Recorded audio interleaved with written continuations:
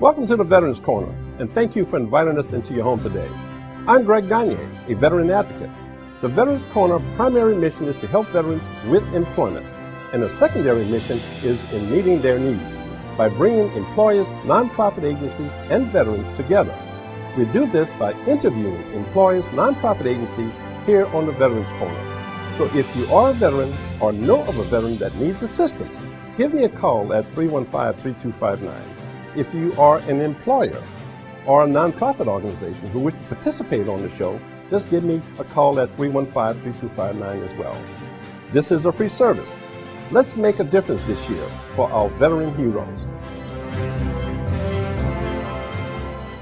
For our guest today, we have Ms. Joanne Lawrence. She's the Deputy District Director of the Small Business Administration here out of the New Orleans area and region.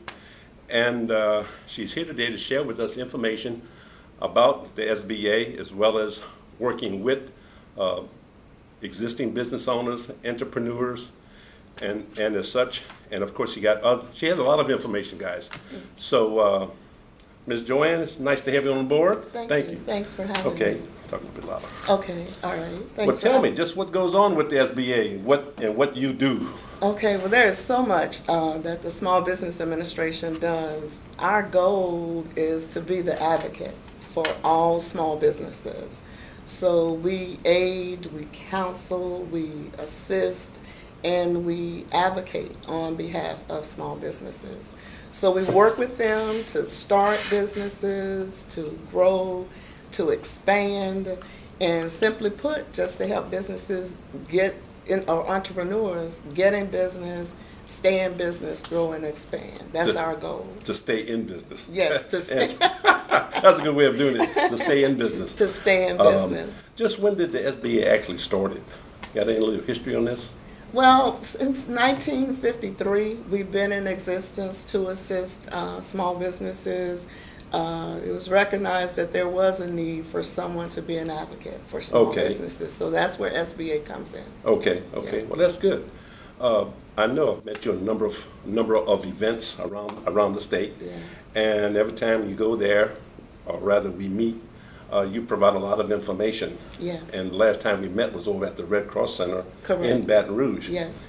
And you gave a lot of information there as well. Mm-hmm. So maybe you can kind of share with us just exactly what information you want to partner with the various programs. Yes. Because there's a lot of information that's in your head. Right. Yeah. That needs to get out and let the community know exactly what it is. Yes. And therefore, when they come to you, they have some idea what to ask. Mm-hmm.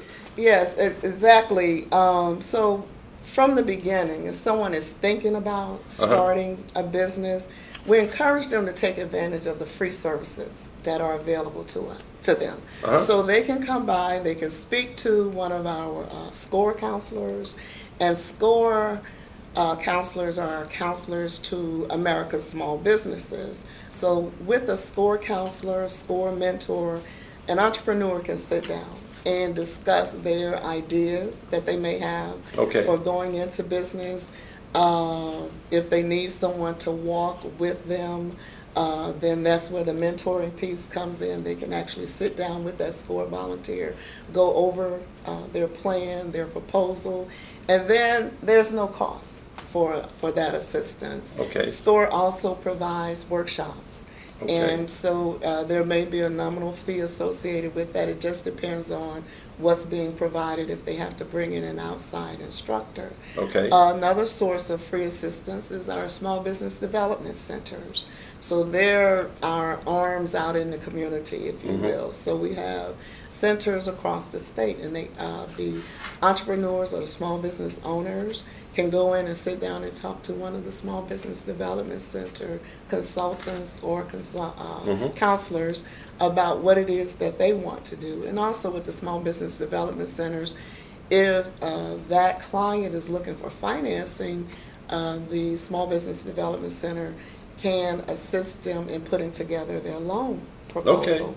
So that's just from the very beginning of what Okay. someone may want to do. Yeah, put a loan package together so you can Yes, help them. if they need financing. And, Yes. so many people think that that's all that SBA does, that we either do the disaster loans or that we just do the regular business loans. But there's so much more to SBA than just the finance piece. So we also get involved with training and additional counseling where they can work with one of the business opportunity specialists, get them involved in government contracting. That's a piece that generally is missed. A lot of the small businesses don't understand or may not have everything that they need to know about penetrating that federal government market. So that's where SBA can come in to assist them. Because I know a lot of veterans Yes. ask me, or every time we have some type of event going, that when it comes down to entrepreneurship, they always ask me, look, I want to go into business, and the first thing comes out of their mouth is, look, how do I get government contracts? I say, whoa, wait a minute. Yes. First you must have an entity to start off with. Correct. Yeah. And then you just don't get a contract just because you're a business. Right. You have to have a track record. Yes. So that they can look back upon and see just what it is you do, what can you perform, if you can fulfill the contract. In other words, you have to have a paper trail to some degree before they give you a contract. And usually most small business won't start with the big contracts. And I try to tell them, if you can do something like that, try to go with the small contract that you can complete, that gives them a sense of security, knowing that you did this little job and maybe you might do another little job and so forth. But I think right now that we're coming up to the end of our first segment, and we should be back in a couple of minutes. Thank you.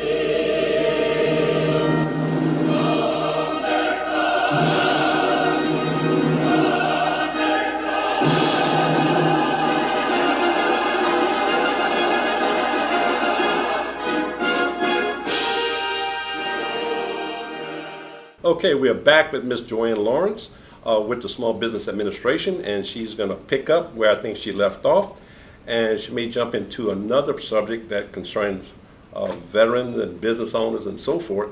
So, Ms. Joe, nice to have you back again. Thank you. Look, thanks for having me. Okay, well, look, just pick up where you left off. I know you ended, but you also wanted to talk about the veterans and the reboot and stuff like that. So. Correct.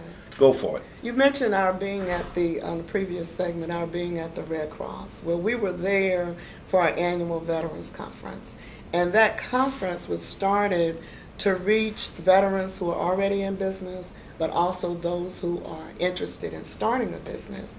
So either for those who are interested in starting or who may be very new to being in business, we would encourage them to take advantage of our Reboot to Business classes, where we work with our Veterans Business Opportunity Center, and they will come in and they will do a full day. It's 8 modules that's covered, and they'll do a full day of training, starting, expanding, growing, market research, legal issues like the benefits of the various types of business structures, financial planning. Right.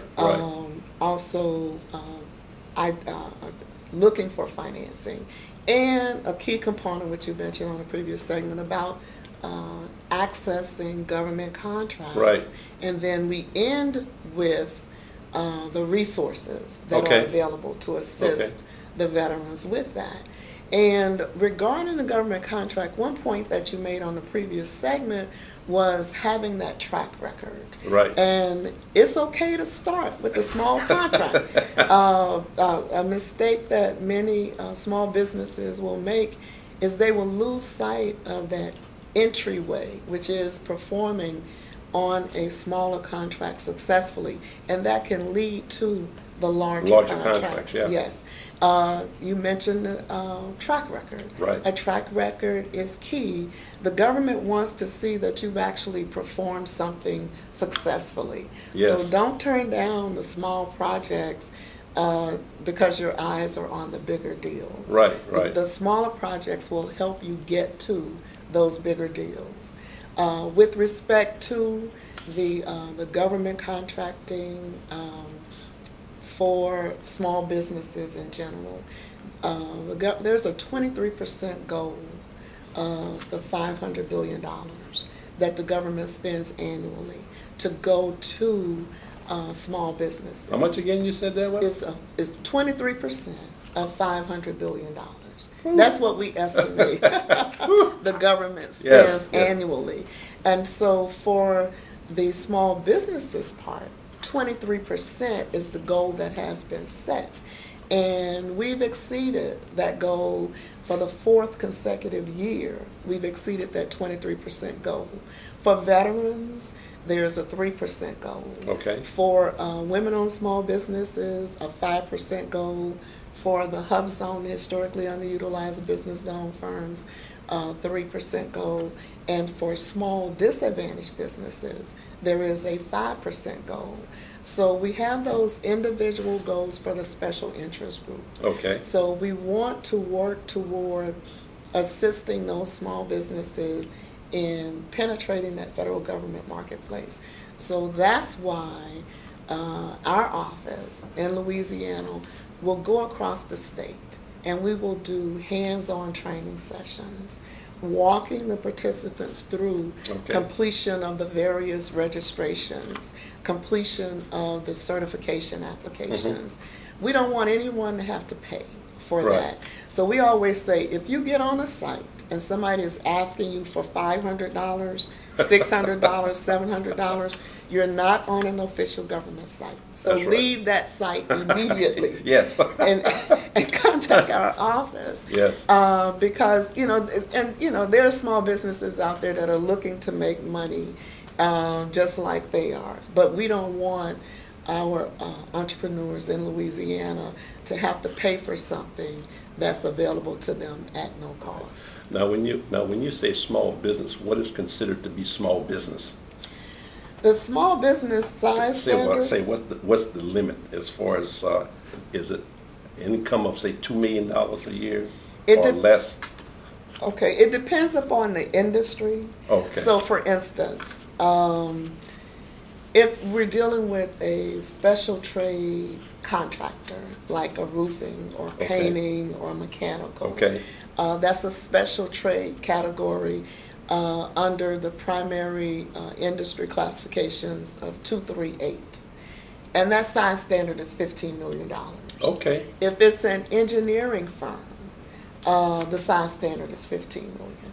If it's landscaping, the size standard, I think right now we're at $7 million. So basically it depends upon the industry as what is considered to be small business. Correct. And if it's a manufacturing firm, then the size standard is going to be determined by the the number of employees. Yeah, don't worry about it. Don't worry about it. This is going to end the second segment, and we should be back in a couple minutes.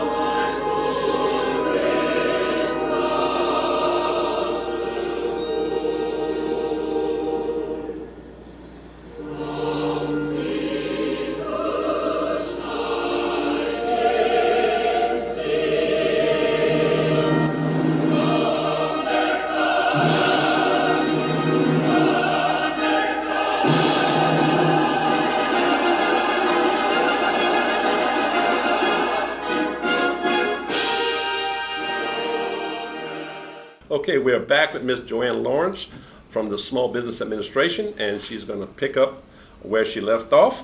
So, Miss Joe, you're back in business. Go for it, girl. We ended that last session with talking about size standards, and I just like to explain that the size standard is going to be determined by the industry. So if they're in services or construction, the size standard is going to be determined by the gross average annual receipts.